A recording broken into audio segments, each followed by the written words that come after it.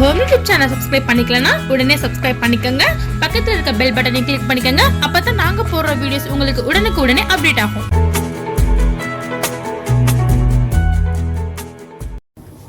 இன்னைக்கு நம்ம மட்டன் கீமா ரமலான் நோன்பு கஞ்சி காய்ச்ச போகிறோம். அதுக்கு அரிசி பச்சரிசி, பாசிப்பருப்பு ஒரு அரை டம்ளர், பச்சரிசி ஒரு டம்ளர், 1/4 டம்ளர் கடலைப்பருப்பு எடுத்து கழுவிட்டு நல்லா ஊற வச்சு அப்படியே அரை மணி நேரம் தண்ணி வடிகட்டி வச்சுருக்கேன். அதுக்கு பட்டை கிராம்பு தேவை, வெந்தயம் தேவை, மட்டன் கீமா தேவை, கொத்தி வாங்கி வச்சுருக்கோம், இஞ்சி பூண்டு பேஸ்ட் தேவை, மல்லி இலை, புதினா தலை, கருவேப்பிலை, வெங்காயம் ஒரு வெங்காயம், பெரிய வெங்காயம் ஒரே ஒரு வெங்காயம், தக்காளி 1, கொஞ்சம் மிளகாய் தூள், கொஞ்சம் மஞ்சள் தூள், தேங்காய் பால் தேவை, நெய்யும் ஆயிலும் தேவை. நம்ம எப்படி செய்கிறதுன்னு பார்ப்போம். கொஞ்சோண்டு ஆயில் போட்டுப்போம்.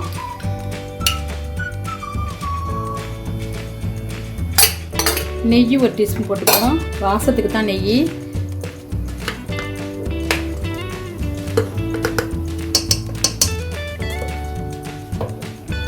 பட்டை ஒரு துண்டு போட்டுக்கலாம்.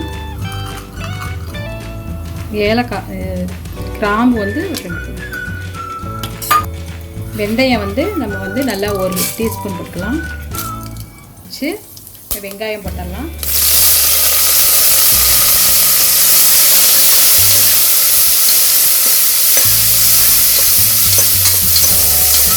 நம்ம பச்சை மிளகா, மல்லி, புதினா, தக்காளி போட்டுடலாம்.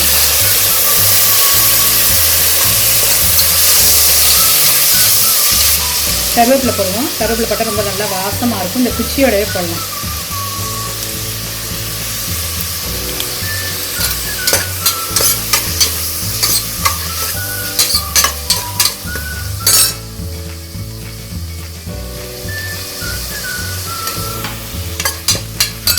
மட்டன் கீமாவையும் போட்டுடலாம்.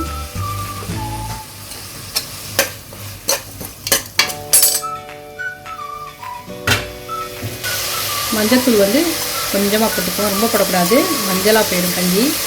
கொஞ்சோன்னு போட்டுக்கலாம். மிளகாத்தூள் நம்ம அரை டீஸ்பூன் போட்டுக்கலாம். இஞ்சி பூண்டு பேஸ்ட் அது ஒரு டீஸ்பூன் போட்டுக்கலாம். ஏன்னா நம்ம 1 கிளாஸ் அரிசி தான் போட்டிருக்கோம், அதனால் கொஞ்சமாக தான் போட்டுக்கலாம். எல்லாத்தையும் நல்லா நம்ம கிண்டி நல்லா வதக்கிடலாம். பச்சை வாசம் போகிறதும் தண்ணி ஊற்றிடலாம். தண்ணி நல்லா நிறையா ஊற்றணும். நிறையா ஊற்றினா தான் கஞ்சி நல்லா நம்மளுக்கு கொமண்டுக்கிட்டு நல்லா வரும்.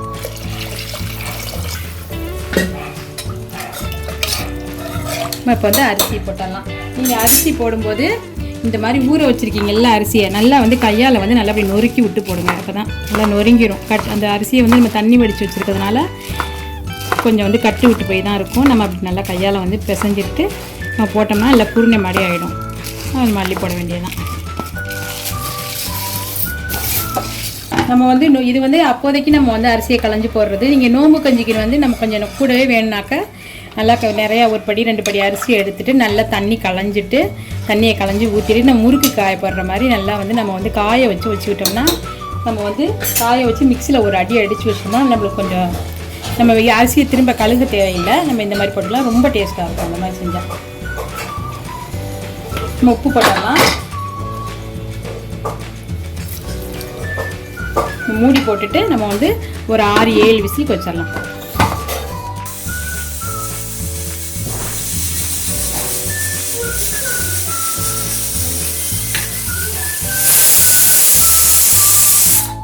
வந்துருச்சு.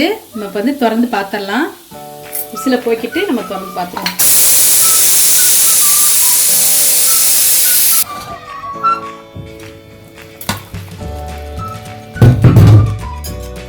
சூப்பராக கஞ்சி ரெடி ஆயிடுச்சு. பாருங்கள், அருமையாக வாசமாக இருக்குது. நம்ம இப்போ தேங்காய் ஊற்றிடலாம்.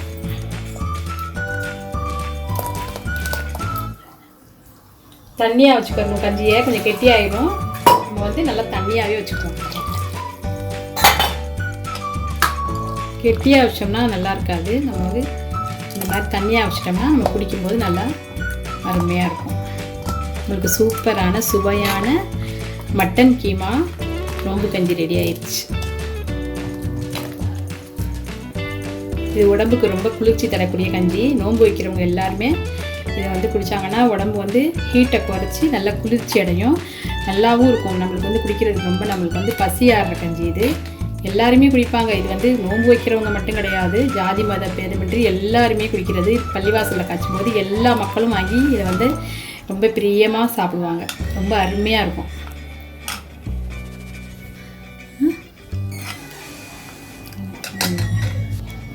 இந்த நோன்புக்கு நீங்கள் வந்து வீட்டில் செஞ்சு பாருங்கள், ரொம்ப டேஸ்ட்டாக இருக்கும்.